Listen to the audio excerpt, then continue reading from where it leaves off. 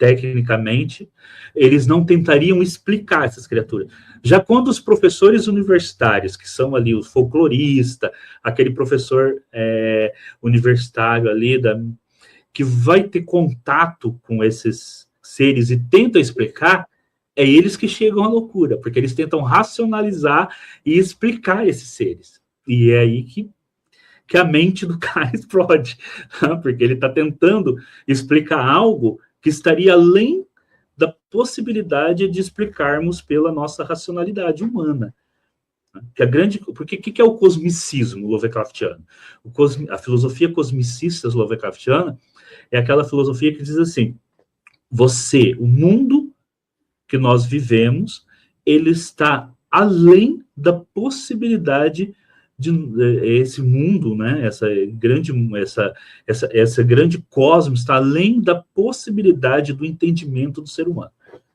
Então, essa grande cosmogonia dos deuses antigos, ela está além da possibilidade de compreensão do ser humano. Se você é um cultista, né, que aparece lá os cultistas, simplesmente é o cultista, ele não enlouquece, porque ele já está ali como dado, mas o professor universitário, o pesquisador, o folclorista, o antropólogo, o filósofo, a pessoa que vai tentar explicar, ele enlouquece, porque ele está tentando explicar racionalmente algo que está além da possibilidade cognitiva do ser humano de entender. Que ele fala lá, é o caos rastejante. O que é o caos rastejante? Então, como que você explica, né, o caos rastejante? Então, é o Deus adormecido debaixo de uma cidade, a cidade de Highland. Então, todas essas tentativas de explicar, você não consegue. Mesmo ler o Necronomicon pode levar as pessoas à loucura, porque você está lendo um livro onde teria parte das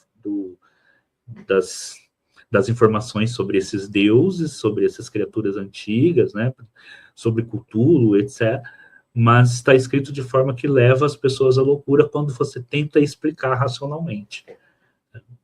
E isso é interessante, porque, de certa forma, você está usando o uso ali da razão faz. Então, essa ideia do cosmicismo Lovecraftiano, que é diferente do cosmismo, tá? Só para deixar aqui, porque eu estava lendo esses dias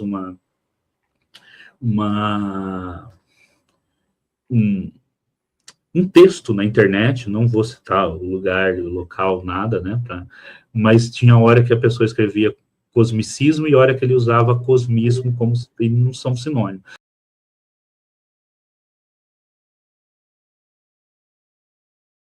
Que, na verdade,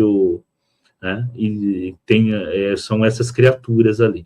Só que, conforme ele vai penetrando dentro desses túneis, vão aparecendo desenhos na parede, outras coisas, e ele vai contando essa história através dos desenhos. Então, não é uma narrativa, tipo um documentário que o Lovecraft está contando, ele vai jogando coisa. Então, o cara olha para uma imagem e fala, essa imagem aqui, eu percebo que é isso. Então, essa é uma forma do Lovecraft contar. O mesmo acontece nas Montanhas da Loucura, o mesmo acontece um pouquinho de forma diferente, mas nesse A Sombra Fora do Tempo. Então, sempre é essa forma do Lovecraft contando ali, colocando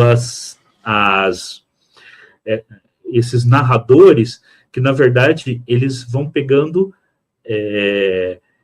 partes dessa grande história. E você, leitor, é que também tem que fazer a junção dessa grande história, que ela vai sendo contada em pequenos parágrafos e, às vezes, espalhados por todo um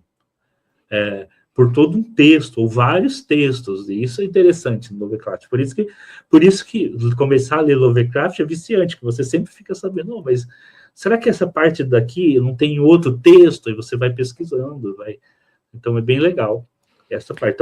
Então, o que acontece nesse conto, A Sombra Fora do Tempo? O narrador, então, ele volta lá, ele tá lá, ele vive entre os Itianos, e depois ele volta para contar, e ele conta a história. Só que, qual que é a grande questão ali do cosmicismo Lovecraftiano presente ali?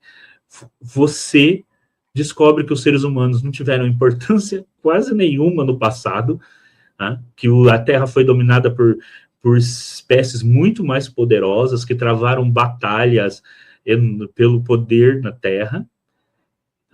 E no futuro nós vamos deixar de existir também, que essas outras espécies vão tomar a Terra de novo e nós vamos simplesmente deixar de existir. Então,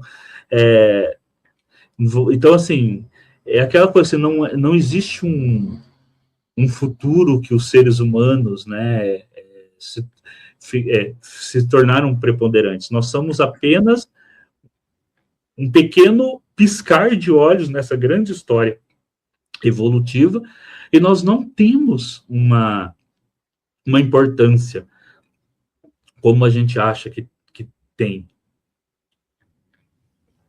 E isso é muito presente ali na obra do Lovecraft, né? Essa questão.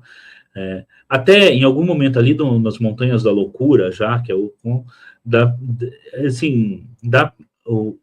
tem um momento que ele fala ali, né, que os seres humanos surgiram, né, em determinado momento, mas assim, que essas raças que disputavam a Terra ali, em primeiro momento, não deram grande importância ali para o ser humano.